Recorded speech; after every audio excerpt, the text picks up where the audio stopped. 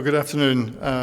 I'd like to thank Connie Weaver and the other organisers for the invitation to participate in this session. And I want to give you a non-North American perspective on this issue, talking about my experience in Europe, internationally, and in the UK. My disclosure statement is here. I'm a member of a number of science advisory boards, both in the public and the private sector. None of them is remunerated. They're listed here. I'm also a member and/or the chair of several national and international scientific advisory committees, including the UK Committee on Toxicity, which I chair, the Joint Meeting on Pesticide Residues of the WHO and FAO, which I have chaired, and the Joint Expert Committee on Food Additives dealing with veterinary drug residues, which I chair. And I have no financial interests relevant to the subject matter of this session. So I wanted to start by taking three levels, national, supranational, and international, and ask the question, what is the objective of those organizations which will dictate who should be considered as an expert and whether or not who's chosen can deliver what is needed by that committee? Because the choice of experts is a means to an end. It's to deliver the objective of the committee. And I've just used the term Scientific Advisory Committee, which is a committee or panel of experts convened to advise a national or supranational authority. So the boards and panels that you've heard about already this afternoon would come into this category. And I'll start with the international, the World Health Organization, using the Joint Meeting on Pesticide Residues as an example of one of several committees that advise the Codex Alimentarius on behalf of WHO and FAO on the safety of chemicals in food.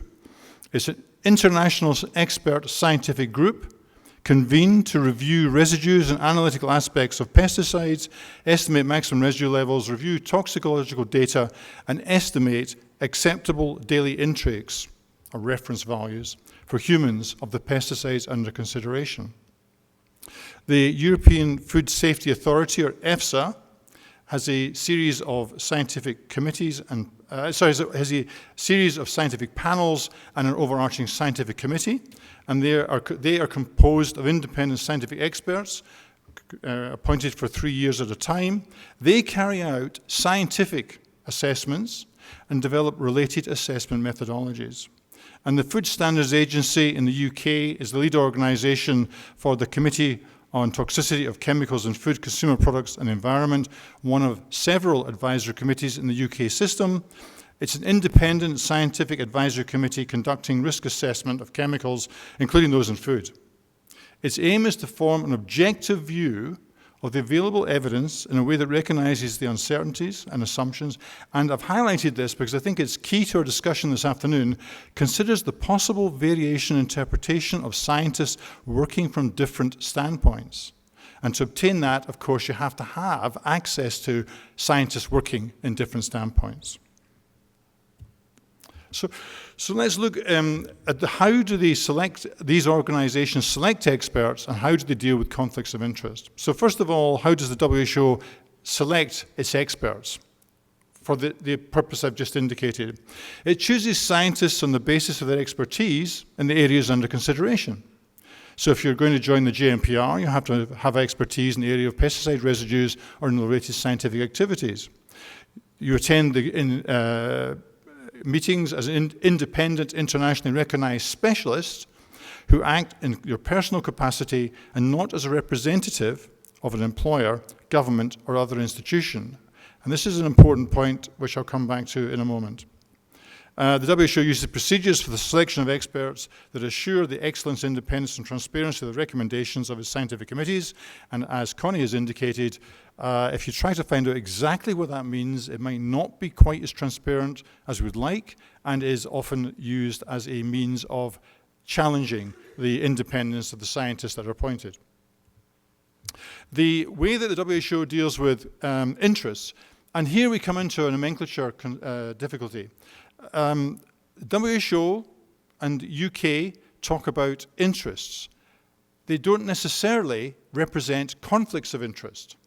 So we're declaring an interest which may or may not be perceived or actual conflict of interest. And that is an important distinction, which unfortunately is used against us by those who seek to be mischievous in the media, for example, where a declared interest, which is ruled not to be in conflict, is nevertheless cited by someone as a reason that this person should not be considered appropriate on a panel. So experts must disclose any circumstances that could represent a potential conflict of interest, any interest that may affect or may reasonably be perceived to affect the expert's objectivity and independence. It must disclose financial, professional, other interests relevant to the subject or the work of the meeting, in which they have been asked to participate in or contribute towards, and any interest that could be affected by the outcome of the meeting or work. So this is pretty comprehensive. And there is actually a long template which experts have to complete. But declaring an interest does not automatically disqualify from or limit participation in the activity. Interests will be reviewed by the Secretariat to determine whether there really is a conflict relevant to the subject at hand. And the problem sometimes arises that the Secretariat rules there is no conflict, but that very interest is then still used to argue that there is it's inappropriate to appoint that scientist as an expert. The EFSA process for selecting experts, pretty rigorous. It's stated they're selected according to their scientific competence and expertise, using objective and transparent criteria. Experts are scientists specialized in the remit of the scientific committee or panel, selected and appointed in their personal capacity. Again, the personal capacity I'll come back to. Independent external evaluators review the assessment of applications for scientific membership to ensure that the selection process is coherent and consistent. The EFSA process for addressing interests. During the selection process, interests are declared by applicants and scrutinized to ensure the prevention of any conflict. A declaration of interest means all structured information about engagements outside of EFSA potentially overlapping with EFSA's assignments. Now, given that EFSA is the European Food Safety Authority and deals with all matters relating to food, if you're at all involved in food safety or nutrition, you are going to have an interest which overlaps that of EFSA. That's a given. The question is it going to be a conflict? Well, first of all, if you have a managerial role, membership of a scientific advisory entity, or occasional consultancy representing between 5 to 25% of your income with entities other than the public institution, and this is current, you would not be eligible for panel membership. Now, this is actually quite an intriguing policy because it says membership as scientific advisory entity, which is defined by EFSA as any participation in a scientific advisory entity, paid or unpaid, other than those set up by EFSA, with a direct or indirect interest falling within EFSA's remit. Now, we know that this is not interpreted literally, because this would exclude everybody who participates in the WHO or UK Advisory Committee.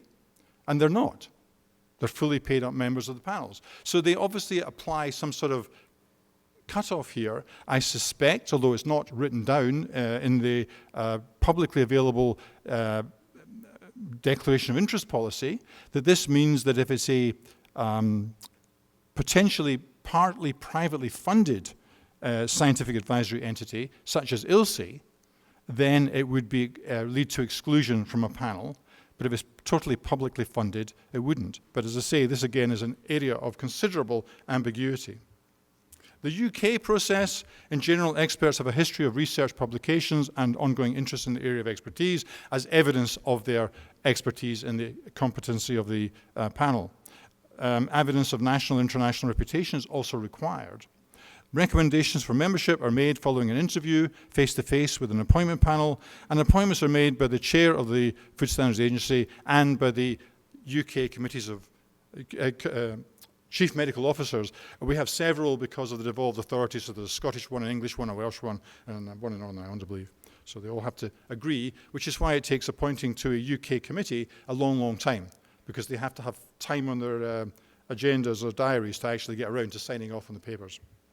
So the UK process for addressing interests, experts are required to declare any interests related to salaried employment or consultancies or those of close family members in matters under discussion at each meeting. The declaration should note whether the interest is personal, non-personal, whether it's specific or non-specific. Financial only.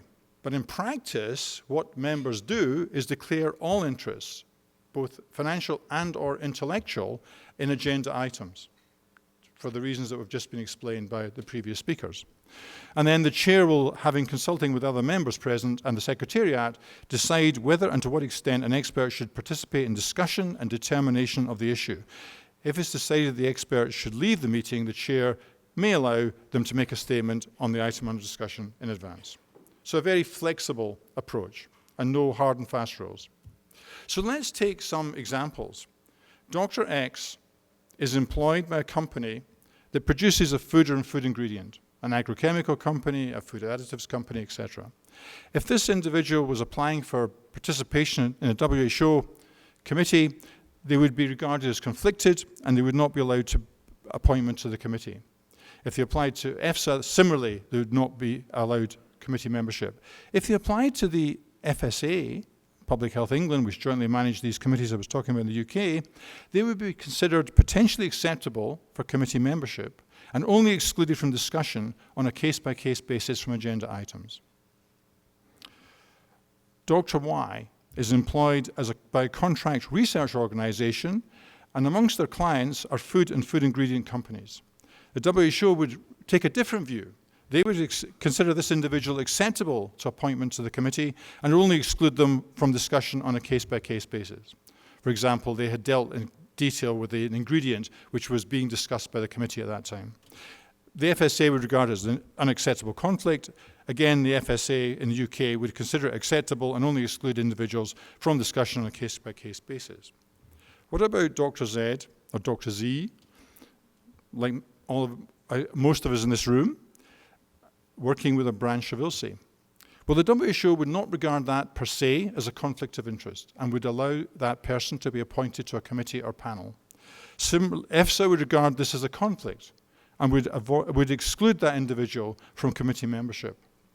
And FSA would consider, again, there's no conflict and this person could be appointed to committee membership. So you can see that in no cases is the consistency. And here's another one which is a real bugbear. Dr. A is employed by a national authority who advises their government on the safety or acceptability of food ingredients, either nutritionally or in terms of chemical safety.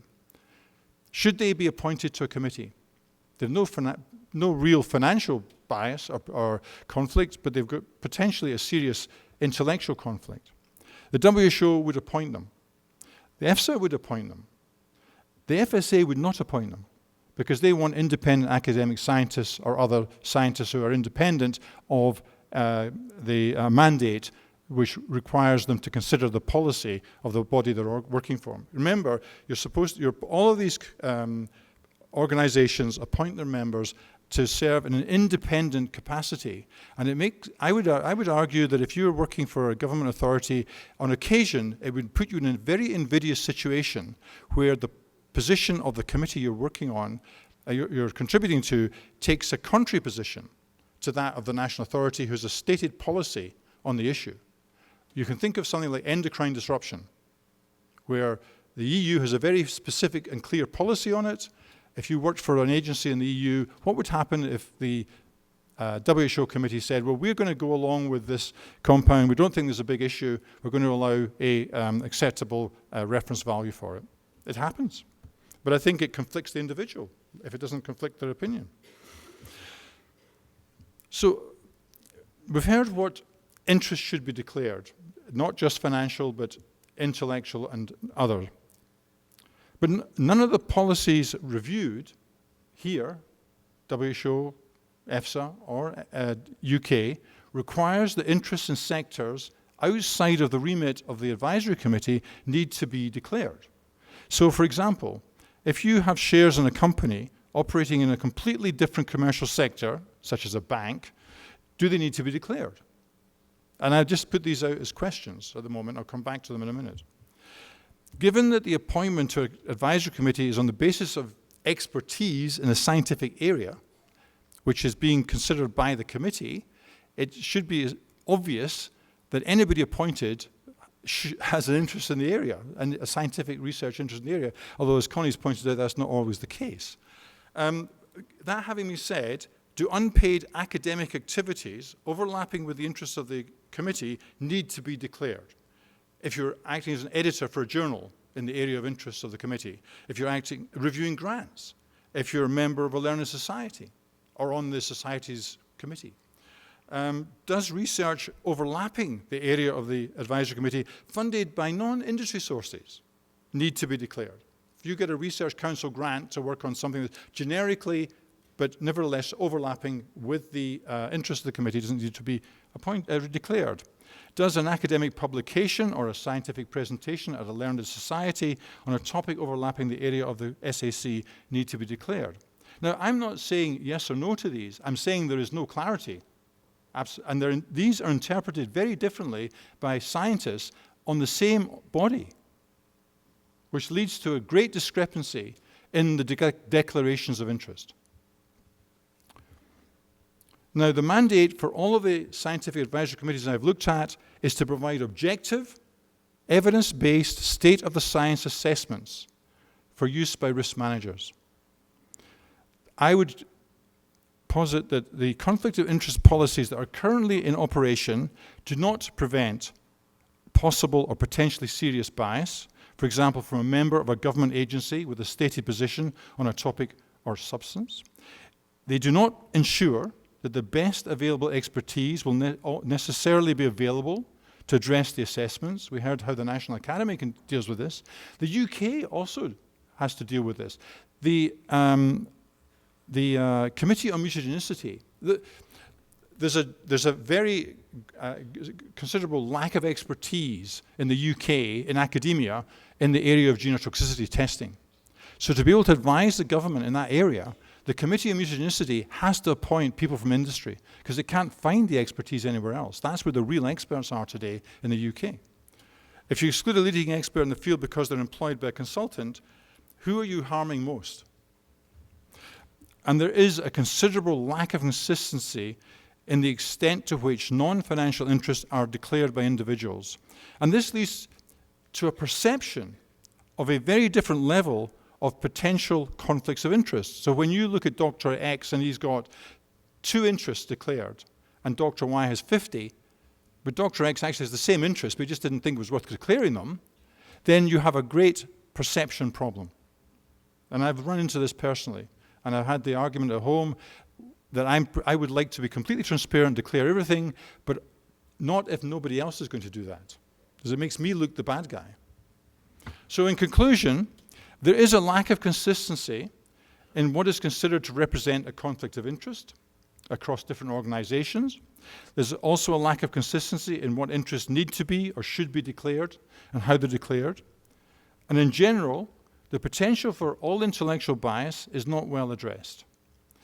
This leads to a lack of harmonization of conclusions across the different scientific advisory committees due to differences in the available breadth of expertise on the panel and the different scientific perspectives that are drawn on among the members eligible for appointment. If you have a panel consisting only of ivory tower academics who've never interacted with industry at all, I'm not saying they're going to be wrong, but you will get a different perspective and a different conclusion if you've got a group of individuals who've been indulging in translational science with their industrial colleagues for the last 20 years, because they see things from a different perspective. They understand some of the limitations of the real world. They understand the needs to translate science into action, etc. Perceptions of difference in the extent of or the conflicts of interest among experts due to lack of inconsistent reporting standards and their interpretation is also a significant concern. Thank you.